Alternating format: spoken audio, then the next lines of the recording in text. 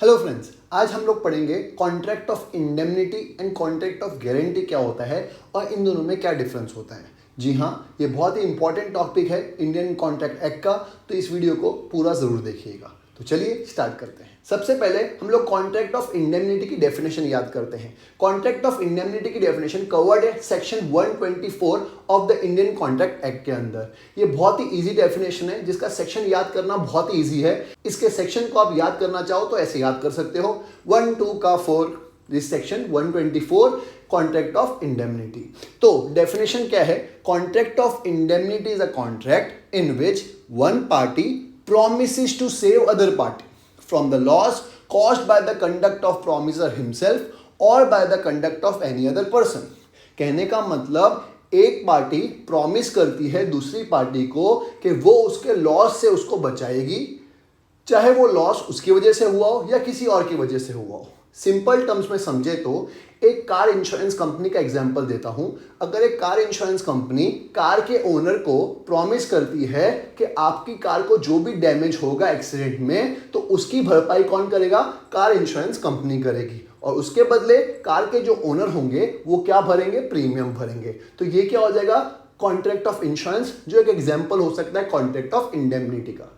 तो एक बार डेफिनेशन याद करते हैं। Contract of indemnity is a contract by which one party promises to save other party, जिसमें एक पार्टी प्रॉमिस करती है टू सेव अदर पार्टी। किससे सेव करने का? From the loss. तो लिखा है from loss cost to him by the way of promisor himself, चाहे वो लॉस प्रॉमिसर की वजह से हुआ हो, और by the conduct of any other person, चाहे किसी और के कंडक्ट की वजह से हुआ हो। सेक्शन मैंने अभी आपको बताया 124। द पर्सन हु प्रोमिसेस, जो प्रॉमिस करता है उसको इंडेमनीफायर या प्रॉमिसर बोलते हैं, और and the person to whom the promise is made is called indemnified, और जिसको प्रॉमिस करता है उसको इंडेमनीफाइड या इंडेमनिटी होल्डर बोलते हैं।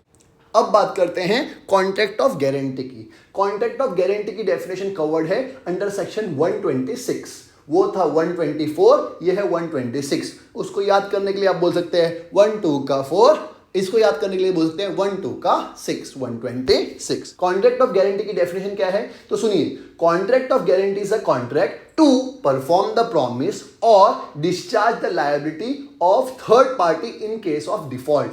कहने का मतलब मैं दूसरे पर्सन की लायबिलिटी को डिस्चार्ज करूंगा, उसके प्रॉमिस को फुलफिल करूंगा।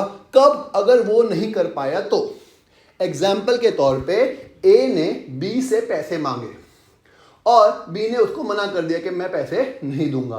तो ए मेरे पास आया और मेरे को बोला कि आप मेरी गारंटी दे दो कि अगर मैं पैसे ना दे पाऊं तो आप दे दोगे। तो मैंने बोला ठीक है, मैंने बी को गारंटी दे दी।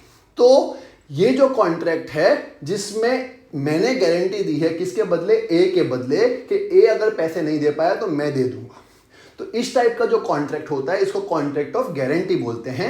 जो पर्सन गारंटी देता है उसको श्योरिटी बोलते हैं। जो पर्सन उधार ले रहा था, जिससे पैसे लेने हैं किसको? बी को, वो हो गया प्रिंसिपल डेटर, और बी जिसने उधार दिया है वो हो गया क्रेडिटर। तो यहाँ पे 3 पार्टीज होती है। किसमें कितनी पार्टीज होती है? 3 पार्टीज। तो अब डेफिनेशन एक बार याद कर लेते हैं। Contract of guarantee is a contract to perform the promise और discharge the liability of third person in case of default, to perform the promise or discharge the liability of third person in case of default, section 126 वही लिखा है। the person who gives the guarantee is called surety, जो person guarantee देता है उसको surety बोलते हैं। person in respect of whose default is guarantee is given is called principal debtor, जिसके बिहाफ पे गारंटी दी है। इस केस में ए के बिहाफ पे गारंटी दी थी मैंने, तो ए कौन हो गया? Principal debtor. And the person to whom the guarantee, और जिस पर्सन को गारंटी दी है इस केस में बी, वो कौन हो गया? क्रेडिटर। तो प्रिंसिपल क्रेडिटर भी बोल सकते हैं, क्रेडिटर भी बोल सकते हैं। सिंपल है। अब आपको दोनों डेफिनेशंस तो क्लियर हो गई होगी। अब हम लोग दोनों के बीच में डिफरेंस समझते हैं। क्या डिफरेंस होता है कॉन्ट्रैक्ट ऑफ इंडेमनिटी और कॉन्ट्रैक्ट ऑफ गारंटी के बीच में? तो अभी आपको डिफरेंस दिख रहा होगा। पहला डिफरेंस हमेशा डेफिनेशन आ जाता है। एक बार डेफिनेशन रिवाइज कर लेते हैं, वो मैंने लिखी नहीं क्योंकि अभी हमने समझाई। Contract of indemnity is a contract in which one party promises to save other party from the loss caused by the conduct of promiser himself or by the conduct of any other person। और contract of guarantee की definition, contract of guarantee is a contract to perform the promise और discharge the liability of third person in case of default. अब बात करते हैं second difference की। Second difference हमको याद ही है, कॉन्ट्रैक्ट ऑफ इंडेमनिटी में दो पार्टीज थी, एक था इंडेमनीफायर और इंडेमनिटी होल्डर, तो वो लिखा है दो पार्टीज, एक इंडेमनीफायर और दूसरा इंडेमनिटी होल्डर। और कॉन्ट्रैक्ट ऑफ गारंटी में कितनी पार्टीज थी? तीन, तो वो लिखा है तीन पार्टीज, एक क्रेडिटर, प्रिंसिपल डेटर और श्योरिटी, ये हमने डेफिनेशन में पढ़ लिया था। लायबिलिटी, कॉन्ट्रैक्ट ऑफ इंडेमनिटी में प्राइमरी लायबिलिटी होती है, प्राइमरी मतलब उसको ही पैसा देना है, सिंपल है। कॉन्ट्रैक्ट ऑफ गारंटी में दो लायबिलिटी होती है, प्राइमरी भी और सेकेंडरी भी। अगर वही एग्जांपल को कंटिन्यू करते हैं ABC वाला, तो मिस्टर ए ने उधार लिया था तो ए की लायबिलिटी कैसी हो गई? प्राइमरी हो गई। लेकिन अगर ए नहीं चुका पाया तो कौन चुकाएगा? मैं चुकाऊंगा, मेरी लायबिलिटी कैसी हो गई? सेकेंडरी हो गई। तो कहने का मतलब श्योरिटी की जो लायबिलिटी होती है वो सेकेंडरी होती है और जो प्रिंसिपल डेटर की लायबिलिटी होती है वो प्राइमरी होती है। तो वो लिखा है liability of principal debtor is primary and that of surety is secondary, simple. Third point, number of contract. Number of contracts कितने होते हैं? तो यहाँ पे सिर्फ एक ही कॉन्ट्रैक्ट होता है और यहाँ पे तीन कॉन्ट्रैक्ट होते हैं। तीन कॉन्ट्रैक्ट कैसे? एक प्रिंसिपल डेटर और श्योरिटी के बीच में, एक श्योरिटी और क्रेडिटर के बीच में, एक प्रिंसिपल डेटर और क्रेडिटर के बीच में, सिंपल। चौथा, रिक्वेस्ट। यहाँ पे कोई रिक्वेस्ट होती नहीं है। क्या इंश्योरेंस कंपनी को मैं रिक्वेस्ट करूंगा कि मैं लॉस रिइंबर्स करूं? नहीं, मैंने प्रीमियम भरा है, तो कोई रिक्वेस्ट का नोशन होता नहीं है। और यहाँ पे हमेशा रिक्वेस्ट होती है, जो प्रिंसिपल डेटर होता है वो रिक्वेस्ट करता है श्योरिटी को कि आप उसकी गारंटी दे दें। तो यहाँ पे मिस्टर ए मुझसे रिक्वेस्ट करेगा प्लीज मेरी गारंटी दे दो, तो इसका मतलब रिक्वेस्ट का नोशन होता है। Fifth point, contingency.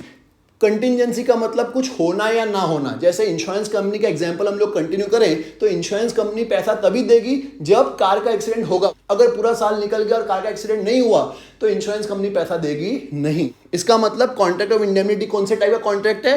Contingent contract है, कंटिंजेंसी पे डिपेंड करता है, जो हो भी सकता है और नहीं भी हो सकता। कॉन्ट्रैक्ट ऑफ गारंटी ऐसा नहीं होता, क्रेडिटर को तो पैसा मिल ही जाएगा, या तो प्रिंसिपल डेटर देगा, अगर वो नहीं देगा तो कौन देगा? श्योरिटी दे देगा। तो इसका मतलब हमेशा एक एग्जिस्टिंग डेट हमेशा रहता ही है।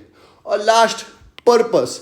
यहाँ पे कॉन्ट्रैक्ट ऑफ इंडेमनिटी का पर्पस क्या होता है? लॉस से बचना, रीइंबर्समेंट ऑफ लॉस। इंश्योरेंस हम लोग क्यों लेते हैं? लॉस से बचने के लिए। तो हमेशा पर्पस होता है रीइंबर्समेंट ऑफ लॉस। लेकिन कॉन्ट्रैक्ट ऑफ गारंटी का मेन पर्पस होता है एक्स्ट्रा सिक्योरिटी मिलना। तो एक उस बंदे को एक्स्ट्रा सिक्योरिटी मिल जाएगी, या तो ए पैसा दे देगा, अगर ए पैसा नहीं दे पाए तो कौन दे देगा? श्योरिटी पैसा दे देगा। या तो प्रिंसिपल डेटर पैसा देगा, अगर वो नहीं भी दे पाए तो कौन दे देगा? श्योरिटी दे देगा। तो इसका मतलब क्रेडिटर को एक्स्ट्रा सिक्योरिटी मिलती है। एकदम ईजी। ये वीडियो से मुझे लगता है आपको क्लियर हो गया होगा।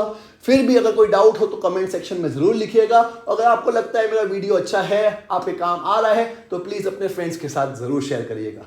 मिलते हैं नेक्स्ट वीडियो में, बाय।